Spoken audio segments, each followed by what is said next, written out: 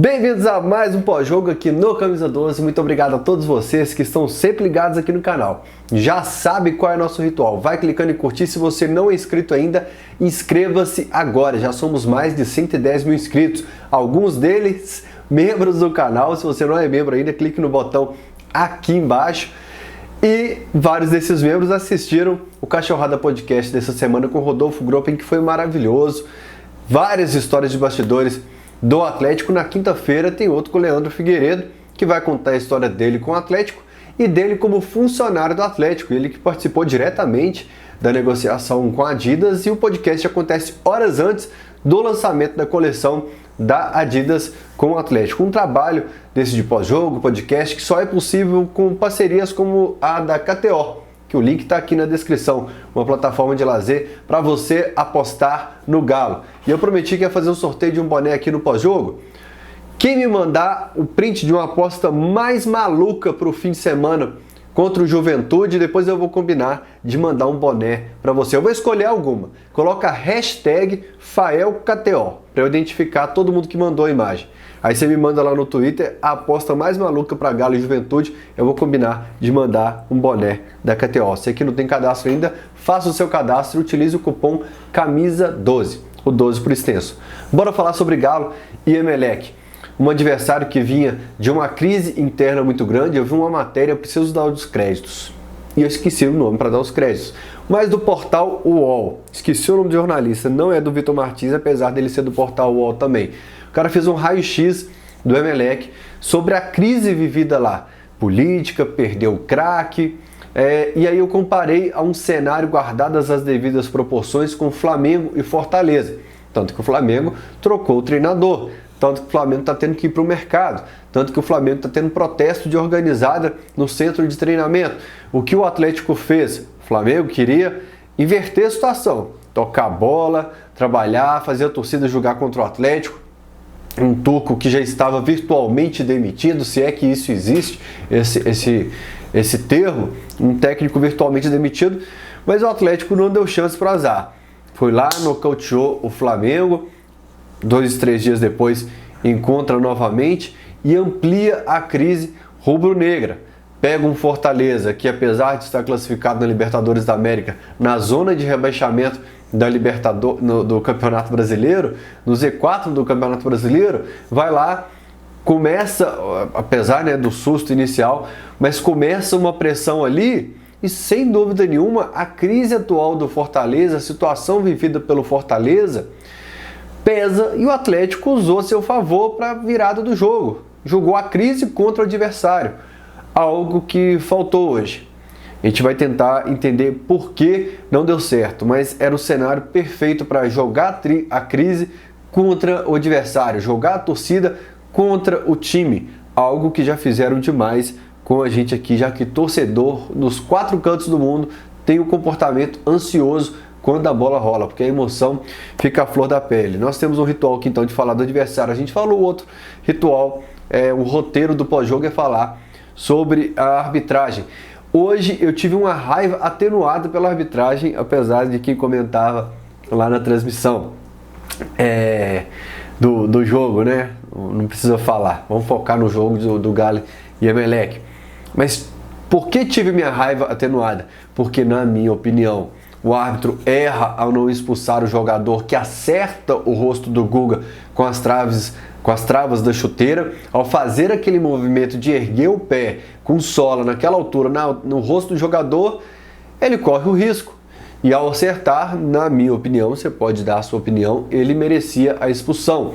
O jogador que dá a cabeçada do Alan, na minha opinião, merecia a expulsão também. Então o Emelec deveria ter 2 jogadores expulsos. Por que a raiva atenuada? Porque o contexto do jogo ofuscou a péssima atuação do árbitro, mas que nos bastidores o Atlético monitore o nome do cara, que não deixe mais participar, principalmente nessa edição da Libertadores, de um jogo do clube. Agora falando já sobre a bola rolando, a gente começa com a escalação do Atlético. Lá no Alterosport eu pedi um Galo com Ademir, Hulk e Vargas, porque gosto do time com amplitude, gosto desse time aberto, gosto desse time alternando o ataque e, na minha opinião, poderia até alternar as peças de posição se o Ademir não tivesse tanta dificuldade, apesar de ser canhoto, de jogar pelo lado esquerdo. Eu sei que na sua casa você pensou nesse momento, ele tem dificuldade pelo lado direito também, mas com as peças que a gente tinha hoje para escalar, eu optaria pelo Vargas pelo lado esquerdo, onde ele já atuou diversas vezes. Eu gosto do Galo aberto, com 2 jogadores abertos. Se não concorda, você pode usar e abusar da caixa de comentários aqui. Faelzinho, você sempre fala que o treinador precisa ter uma carta na manga. Por isso, às vezes, ele deixa um jogador com condição de ser titular no banco de reservas, para num cenário em que ele precisa ali quebrar o vidro de incêndio, ele está lá com o extintor de incêndio dele no banco de reservas. Hoje, com o Sacha no banco de reservas, eu acho que ele não precisava deixar o Vargas, o Sacha e o Savinho no banco de reservas. Eu acho que uma dessas peças poderia estar em campo. Por isso, eu acho que esse não foi o quesito ali, o fator que fez o Turco escolher pelo Vargas no banco de reservas. O Galo contra o Flamengo, até o jogo do Flamengo, estava um time torto, um time manco. E se você é fã de carteirinha do Camisa 12, sabe que eu repeti isso em 2, 3 jogos. E no Flamengo comentei que a gente havia endireitado o time com a entrada do Vargas pelo lado direito. Já nos minutos iniciais, você já viu um Galo mais confiante para alternar os lados que atacava. Fael, você não confiava no Rubens para entrar no lugar do Vargas? O Rubens deixou claro, desde o Campeonato Mineiro, já nesses jogos em que entrou como titular, nos jogos em que entrou como reserva também, que não pipoca, que não sente a pressão. Como chama aquele treinador que era do Sub-20, que veio do Vasco para aqui, saiu agora? Fugiu o nome dele. Ele deu uma entrevista para eu acho que foi para o Fernando Martins e Miguel ou Henrique André, falando que o Rubens é extremamente competitivo, se prepara mentalmente e não treme, não amarela. Mas, taticamente, eu optaria pelo Vargas. Talvez o treinador tenha uma leitura diferente ali e que deu certo quando ele coloca o Rubens contra o Fortaleza, mas o feeling do jogador de ataque ali seria diferente. Apesar que o Vargas tem um histórico de gols perdidos, assim como o Ademir, eu acho que dava para empurrar o Emelec um pouco mais com a entrada do Vargas. Repito, não é pelo Rubens, mas sim porque eu queria ver o Vargas em campo. Achei curioso que depois dos jogos contra o Flamengo, recebi um caminhão de mensagens na internet e principalmente nas ruas, que eu já falei, é um escudo ambulante do Galo que anda por Belo Horizonte, de pessoas reclamando do Vargas. Olha, sinceramente, nos 2 jogos contra o Flamengo, contra o Fortaleza, eu gostei do Vargas, principalmente para um jogador que estava há algum tempo parado. Deixe sua opinião também sobre o Vargas. Todo o assunto que a gente abrir aqui, você pode deixar aqui. O Mancini falou no Cachorrada Podcast que jogador, quando sai da base, ele não pode falar sou apenas lateral, sou apenas volante, sou apenas meio de campo. O cara que faz isso, ele está sepultando a carreira dele. E o Rubens é o coringa que o treinador já utilizou ele como ponta, como lateral, por dentro também, né? Até como um terceiro homem de meio campo também. Mas para essa situação, para o desenho do Atlético, hoje eu entraria com o Vargas e não sei se porque o Atlético baixa a guarda, se pelo contexto todo de um jogo que o Atlético perdeu o controle da partida, não sentiu o Rubens tão bem quanto nos outros jogos.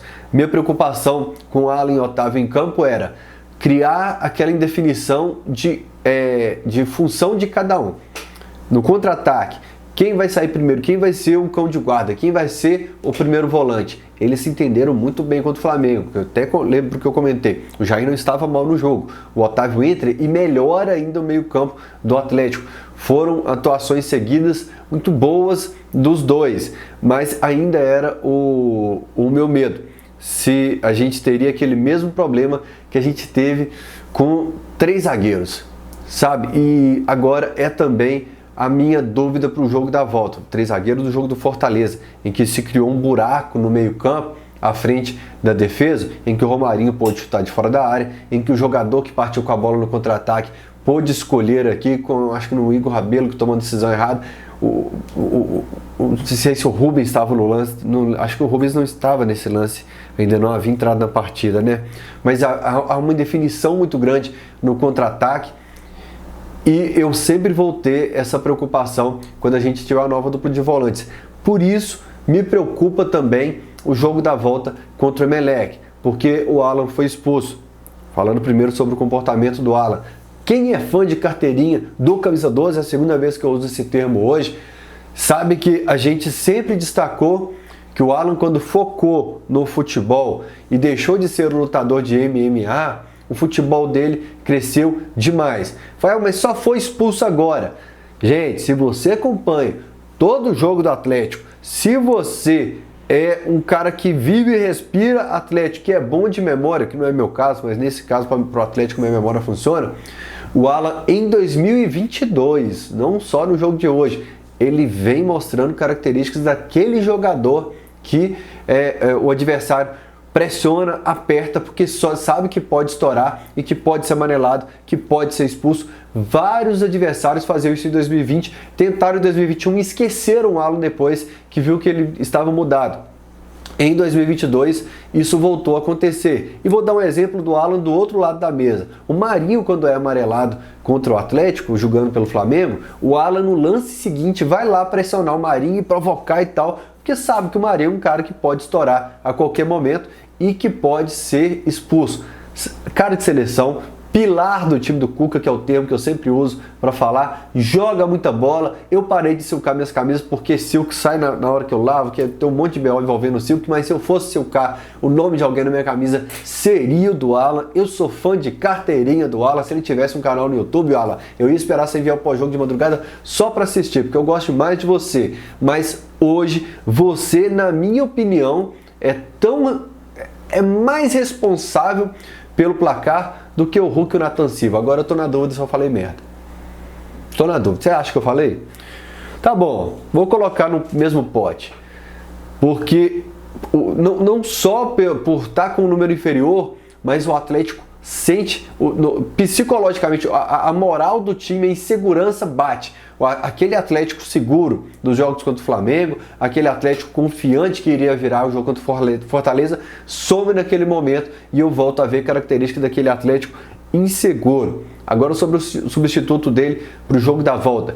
Pensei, bati cabeça aqui, coloquei no papel, eu não consigo pensar em um nome e definir, considerando que o Jair ainda não está à disposição do Turco. Pensei no Rubens como segundo volante.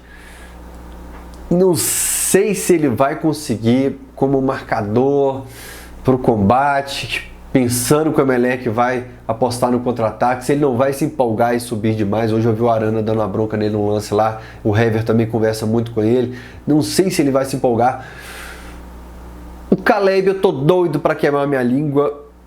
Aí eu pensei, então vai com 3 zagueiros e deixa o Hever de terceiro zagueiro, até porque é forte no jogo aéreo. Se a gente tiver muito escanteio, você tem um Hever, né? Se tiver muita falta, você tem um Hever para um cruzamento no jogo aéreo. Eu acho que é a opção que eu mais me identifico, mas eu sei que vocês não vão gostar. Eu sei que eu vou apanhar nessa aqui, mas todas as opções me passam muita insegurança para tomar uma decisão. Por isso, Turco, você ganha muito bem. Eu vou deixar essa na sua mão. Independente do que você escolher, a gente vai conectar. A verdade é essa, né? Independente do que ele escolher, 33% da torcida vai reclamar. Se ele escolher pelo Caleb, a gente vai reclamar muito. Se ele escolher pelo Rubens, a gente vai achar uma nova opção. Se ele escolher pelo Hever, grande parte da torcida também vai falar que 3 zagueiros não funcionou no Atlético. Independente de quem você escolher, Turco, você vai apanhar. Você pode ter certeza disso. Falando sobre o gol do Atlético, outra característica do jogo contra o Flamengo. O Everson contra o Flamengo aciona o Mariano, que faz uma ligação direta, o Hulk cobre o Diego Alves, gol. No outro lance, o Atlético recupera a bola na defesa, aciona o Hulk, arrancada, cruza no Ademir, gol. Hoje o Everson aciona o meio campo, 2 toques, bola no Ademir, gol. Então é bom sempre a gente fazer link com o que está dando certo. Continuou de um jogo para o outro, o que está dando errado foi corrigido de um jogo para o outro. Então hoje, algo que deu certo nos últimos jogos, voltou a dar certo, que é o gol do Atlético. Não é fácil fazer pós-jogo não, gente. Pelo amor de Deus, falar meia hora sem parar. Você gosta do canal, você gosta do pós-jogo? A gente tem dado 35 mil visualizações, 32 mil visualizações do pós-jogo. Você pode contribuir clicando no valeu demais aqui, o botão valeu que está aqui embaixo. É tipo um superchat, seu comentário fica aqui em destaque com o valor que você contribuiu com o canal. Isso é muito importante pra gente, ajuda demais a quem cuida lá do Instagram, o Jardel que faz as artes, o Marlon que cuida dos algoritmos do YouTube, hashtag, o João que é o moreno do computador, o MB e claro, o Faelzinho também. Não sei se esqueci de alguém, se esqueci, me perdoe. Aí o meu amigo, o Luiz Catira, ele falou assim, não tô gostando, diminuiu a intensidade do jogo. E ele falou porque sabe que eu sou um crítico ferrenho do Turco. Falei, Catira, nesse momento vou passar pano pro Turco, porque nós estamos ganhando fora de casa, a gente está atraindo o adversário para depois ir para cima dele. Mais uma característica do jogo contra o Flamengo. Eu pensei que a gente estava atraindo, a gente faz o primeiro gol, nesse jogo que ficou 2-1. A gente atrai o Flamengo, né, baixa um pouco a linha, diminui a intensidade para tentar achar um contra-ataque, mas depois a gente não sabe voltar para o jogo. Então, ficou claro que se era algo planejado, essa diminuição de ritmo, o Atlético não soube voltar para o jogo, nem contra o Flamengo, nem contra o Emelec. Olha aí o link com o jogo anterior, porque quando você faz um raio-x do seu time, você não pode fazer de 90 minutos, você tem que pegar um contexto. Meu time, quando eu peço para baixar as linhas, baixar a intensidade, se chamar o adversário para achar um contra-ataque, que é válido e acontece no futebol, eu preciso ter certeza de que eu consigo acionar as turbinas de novo. E o Atlético, contra o Flamengo, teve dificuldade para acionar a turbina de novo e mais uma vez, contra o Emelec, teve dificuldade para acionar a turbina de novo. Por que estou saltando o jogo do Fortaleza? Pelo contexto de ter utilizado grande parte dos jogadores reservas. Não precisa falar da síndrome de gols perdidos, do caminhão de gols perdidos. Hoje, ao analisar a escalação no Alterosa Esporte, eu falei holofotes no Ademir. Falei do Allen, do Otávio, pela situação do meio campo, que gerou buracos contra o Fortaleza, mas encerrei falando holofotes no Ademir. Ele precisa mostrar que não foi um hiato os gols contra o Flamengo. Não foi E contra o Fortaleza ele marcou, não? Tô na dúvida agora. Foi o Hever, o gol contra. Tá faltando o Rubens de cabeça, então ele não marcou. Que não foi um hiato aqueles gols contra o Flamengo, que ele deixou a fase ruim para trás e voltou a ter confiança. Por isso falei, holofotes nele.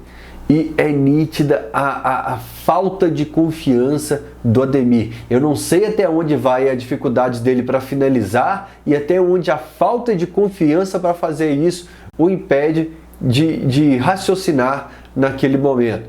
Claro que o concorrente, então, já que estava no banco de reservas, o Vargas, não é o melhor dos exemplos, já eu falo por quê, mas eu dei uma tuitada de cabeça quente depois do jogo, porque Faelzinho também fala com serenidade aqui, mas fica pé da vida naquele momento. Eu juro pra vocês, por tudo, pelo título do Galo, pra vocês terem noção do que eu tô falando a verdade, no momento em que a gente começa a perder os gols, em que o Nathan Silva comete aquele pênalti ali, ocorrendo o gol do adversário, eu pensei, e eu faz a leitura, como é que chama aquele canal que faz a leitura de expressão facial? Eu pensei, só falta o Hulk perder um pênalti. Nesse momento eu estava sozinho aqui na sala de casa, porque senão eu teria comentado. Só falta o Hulk perder um pênalti. Mas falei, aí o Alexandre Silva chegou e falei, não vou falar nada não para não atrair, né? Que é raciocínio de torcedor. E aí tem um pênalti. Eu falei, caramba, esse roteiro não tá dos melhores. Por quê? Todo carro de aplicativo e táxi que eu pego, que é a turma que eu converso mais, quando eu não estou trabalhando no celular ali, eu puxo papo com os caras. Quando eu não estou no trabalho, tem vezes que eu tenho que ficar no celular. E aí os caras falam, você acha que o Galo está pronto para ser campeão? Ou então na rua, né, em qualquer outro lugar. Fala, ó, pontos corridos, a gente pode ser. Temos um elenco que está fortalecendo agora, temos uns caras, tem craque, tem jogador de seleção. O mata-mata, o Atlético ainda não está pronto para o mata-mata. Estava mais pronto em 2021 que agora. Nem o Palmeiras, você pode bater um martelo, por exemplo, com confiança. O Galo 2021 era campeão da Libertadores, sem dúvida nenhuma. Aí tem um dia que você perde um pênalti, que você perde gols debaixo da trave e que seu zagueiro falha. Tudo isso a gente fez contra o Palmeiras. O Hulk perdeu o pênalti, o Vargas perdeu o gol debaixo do gol, o Nathan Silva falhou. E aí, gente, meu pai não gosta que eu bato na madeira, não. Sem querer gorar, zicar, já que é 2021, não é 2022, mas o Hulk perdeu o pênalti, o Nathan falhou e o Ademir perdeu um caminhão de gols. Até quando estava impedido, eu falei, ele erraria esse gol. Como diria o Tadeu Schmidt, sabe o que isso significa? Nada. Ou tudo. Porque se você não aprender com a lição, se esse elenco não lembrar o tanto que eles ficaram em clima de luto, do choro que rolou no vestiário naquele jogo contra o Palmeiras, do tanto que eles ficaram para baixo, um sentimento amargo na garganta, o Galo é eliminado da Libertadores no Mineirão para o fraco Emelec. Porque nós repetimos todos os erros que você não pode cometer em mata-mata. Futebol a gente brinca de superstição da cueca da sorte, da camisa da sorte, não existe nada disso. Futebol é bola rolando. Não adianta você ter o ritual de que você não pode levantar do sofá. Não existe isso. É bola rolando. Você errou demais. Ponto final. Me fala qual que é o seu ritual. Eu fiquei curioso agora. Pra saber o que o pessoal de casa faz de ritual da sorte. Eu, depois de velho, larguei tudo isso. Não acredito nisso não. Mas assim, né, no estádio, de vez em quando eu falo, ei, papai, eu sei que você tá com outras coisas do mundo pra resolver aí, mas vem aqui ajudar nós. Eu sei que não vai, mas não interfere. É bola mesmo, é profissionais. Quem tá mais preparado, quem tá qualificado, quem errar menos. Mas, voltando agora a falar sério, ou o Atlético tem outro comportamento, corrige os erros, não de 2021, mas os de 2022, ou o futebol é cruel demais. O futebol é cruel demais, Nathan Silva. Inclusive, Nathan Silva, eu preciso ver agora quanto tempo de pós-jogo. O Groping falou que adora quando eu faço isso aqui para ver. O Bafomé, lá esqueci o nome dele também, o Gustavo Matheus, Daniel, não sei, esqueci. Ele falou que também que eu fico puxando o zoinho. Nathan Silva, o futebol é duro demais. E mesmo quem é formado na base, mesmo quem a gente torce tanto, a gente tem que falar. A eliminação de 2021, o principal culpado, o Hulk perdeu o pênalti, então assim, poderia, né, ter colocado o Galo na fase seguinte, mas principalmente pelo gol fora de casa que existia, não existe nessa Libertadores, nessa edição, foi o Nathan Silva. Nathan Silva, que você tenha confiança, porque depois daquela eliminação contra o Palmeiras, a bola veio para você no jogo seguinte no jogo seguinte foi contra o Inter, mas pouco depois contra o Santos, um lance parecido, você bicou a bola para arquibancada. Por ironia, o Santos bateu a bola, o Raniel levou na diagonal e fez o gol. Mas não foi no lance que você deixou o adversário passar. Cara, futebol é duro. É, às vezes, até injusto. Muita gente, muito silvestre, passa a vida pagando um preço. Como é que chama aquele goleiro do Brasil na década de 50? Ele também. Tem gente que passa a vida com se eu tivesse mais uma chance, você já acertou demais, fez parte da melhor defesa do brasileiro de 2021. Mas hoje, mais uma vez, você só não foi mais infantil do que o Alan, porque o Alan agride o adversário propositalmente, mas você não pode cometer um erro sabendo que os juízes podem marcar. É parecido com aquele pênalti lá que o Jair segura o jogador do Santos, agora, algumas semanas atrás, e o juiz vai pro VAR e vai marcar. Erram às vezes? Erram. Não tem o mesmo critério às vezes? Não tem. Mas a chance é muito grande. E mais uma vez, num roteiro parecido com o Palmeiras, você errou. Então, já que a gente está falando de zagueiro, Gemerson está chegando na área. Eu não faço vídeo sobre contratações, peco nessa parte, preciso produzir mais conteúdo, falta tempo, gente, para produzir mais conteúdo. Mas o Gemerson chega sem a pressão de resolver. Em outros tempos o Atlético contrataria o Gemerson, anunciaria na quarta-feira para jogar no domingo e já resolver a situação. Dessa vez ele pode pegar condicionamento físico, pode entrosar, pode entender a ideia do treinador, do time, como funciona o comportamento, quem sobe, quem desce, com que o Alonso sobe como lateral esquerdo, às vezes o Alan fica como zagueiro, mas é mais um candidato. É mais um candidato. Não, o Corinthians não fez muito esforço para segurá-lo, o time da França liberou ele antes do fim do contrato, mas se esse menino voar, é mais um candidato. Já tem o Hever, tem o Igor Rabelo, tô achando até estranho essa movimentação com 5 zagueiros para um semestre só. Se o Galo já está antecipando uma saída do Júnior lá para 2021, quem sabe uma negociação do Natan nessa janela, foi o que eu comentei no Lateral do Esporte. Fico curioso nesse momento para estar contratando para o elenco ou aquela negociação antecipada que o Atlético tem feito nos últimos anos para alguém que já vai sair. Fael, você fala do Gemerson voltando, por que você não queria o Tardelli então, falando que a torcida é só viciada em ex-jogador e tal?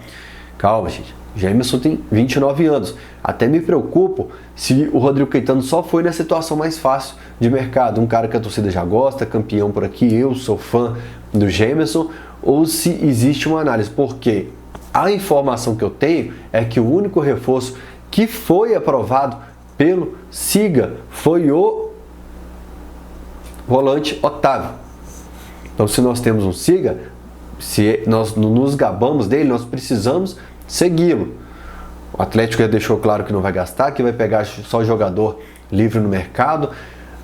Fico curioso para saber se é uma tática para 2022. Vamos deixar para gastar no ano da Arena MRV, porque lá é um super time, na nova casa, precisa ter. Aí sim a gente vai colocar a mão no bolso, ou se é só questão financeira, que eu acho que é o óbvio. Isso mesmo. Mas, Fael, você não era a favor do Tardelli voltando e a favor do Gemerson. Situações diferentes, 29 anos, 37 anos. Tardelli tem a mesma idade que eu, nascido no dia 10 de maio, Faelzinho, 29 de julho. Ué, Fael, mas se é a idade, então por que você é a favor de uma prorrogação de contrato com o Hever? E os dois na mesma situação, terceira, quarta opção no banco de reservas. O Hever, nós temos uma referência, já um norte do trabalho dele aqui no Atlético nos últimos anos. O Tardelli, não. Há 6 meses parado, aos 37 anos, depois de ir mal no Grêmio, no Santos não ter deixado saudade também. Então, o defendi demais com vídeos aqui no canal, com comentários no Lateral do Esporte, quando a torcida batia e eu falava: o cara tá com proposta milionária? Vai, é a conta bancária dele, é a família dele, é a vida dele. Mas por que fala que ama o Atlético então?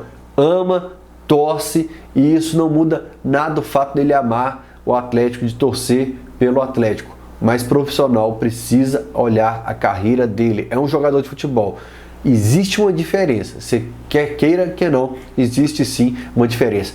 Me bloqueou no Instagram, depois desbloqueou só para parar de seguir ele, o Tardelli. Tava na minha lista de melhores amigos lá do Isa, o Tardelli. Pô, mas tá bom, nada vai mudar o carinho que eu tenho por ele, a admiração.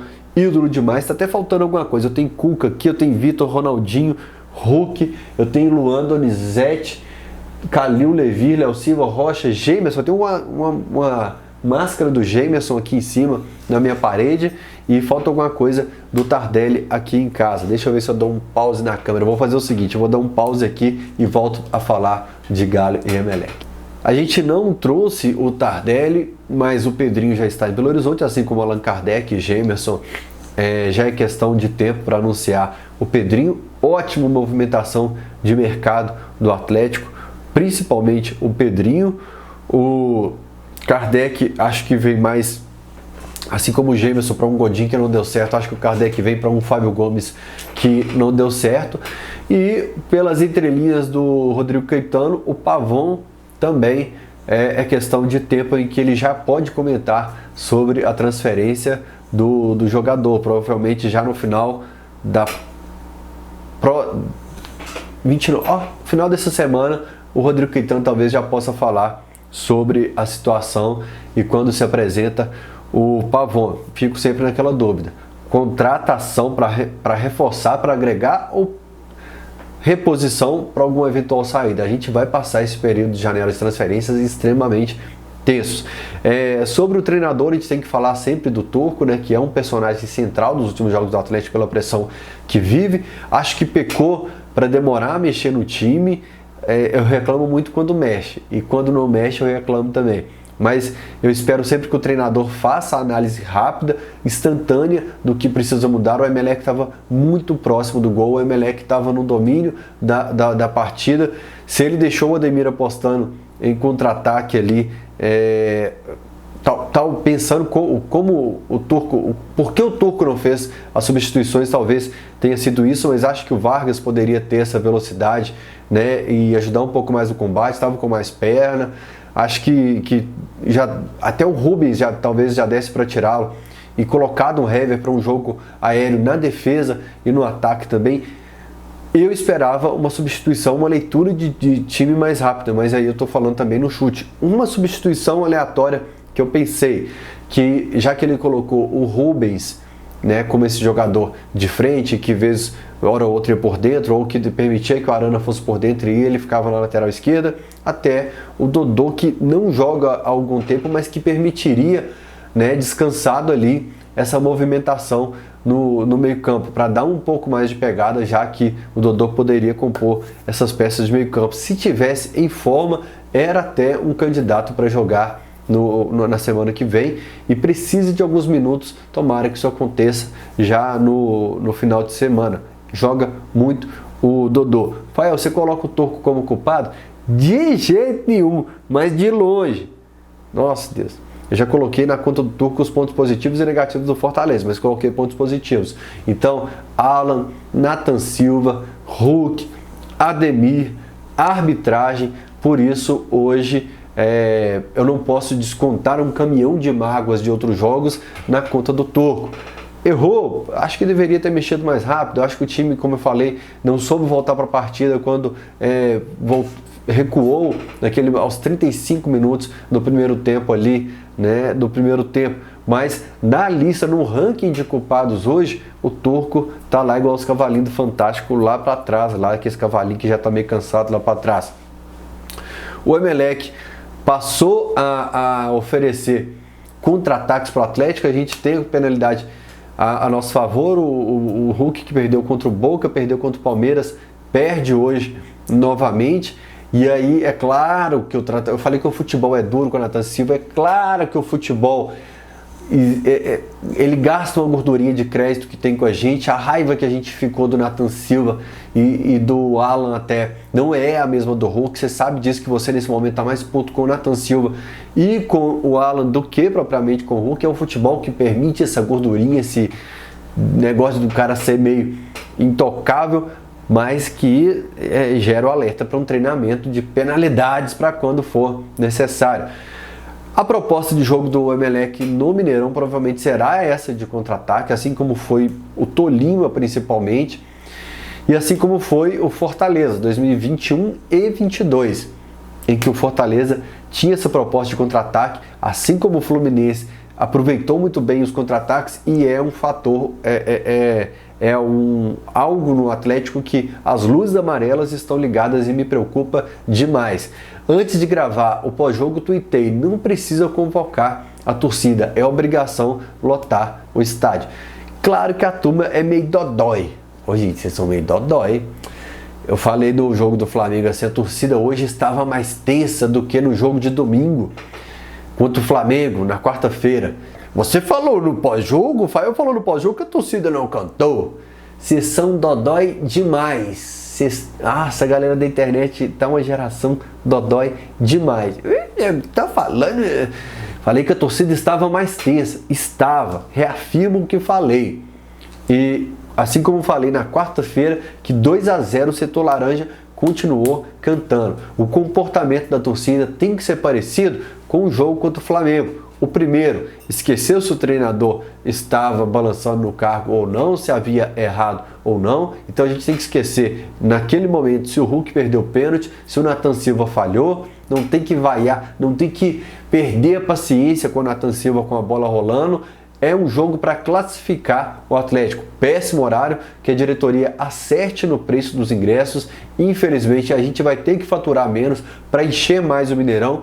E o principal, que foi muito legal contra o Fortaleza, entrar cedo para o estádio. Contra o Flamengo também a torcida entrou cedo para o estádio. Jogo 7h15 ali, nesse horário é péssimo o trânsito. Uma dica para vocês, quando for para o Mineirão, vai de táxi. Galera, o táxi pega aquela pista do móvel, então você vê todo mundo parado aqui nesse negócio, o táxi vai chutadaço ali na pista do móvel. Eu, pelo menos, chego rapidaço, sem problema no Mineirão, mas vamos ter aquele comportamento contra o Flamengo, que a gente cantou demais, e cantamos demais na quarta-feira também, mas que a gente estava mais tenso, por naturalmente ser mata-mata, isso eu não tenho dúvida nenhuma. Já clicou aqui no Valeu, fez a sua contribuição, fez um pix pro Camisa 12, tvcamisa12@gmail.com. Então agora vai lá para a plataforma da KTO, faça sua aposta, me manda um print no Twitter, que é a aposta mais maluca do jogo contra o Juventude. Até o jogo contra o Juventude você tem tempo para mandar. Eu vou escolher uma e eu vou presentear com o boné da KTO. Vai, que tipo de maluco? Não sei. Algo, talvez 1-0 o Galo contra o Juventude. Se eu cismar, se eu for lá com essa cara, eu vou escolher ela. Eu não sei, depende da minha lua. Eu vou presentear a turma, assim como eu levei alguns lá para o Mineirão, porque a KTO permite que esse trabalho aconteça. Faça o seu cadastro, utilize o cupom CAMISA12, 12 por extenso. Quiser usar Rafael Slim também, pode. Beijo enorme, semana abençoada para vocês. A gente já tá na semana ainda, falta muito ainda. Semana abençoada para vocês. Tchau, tchau.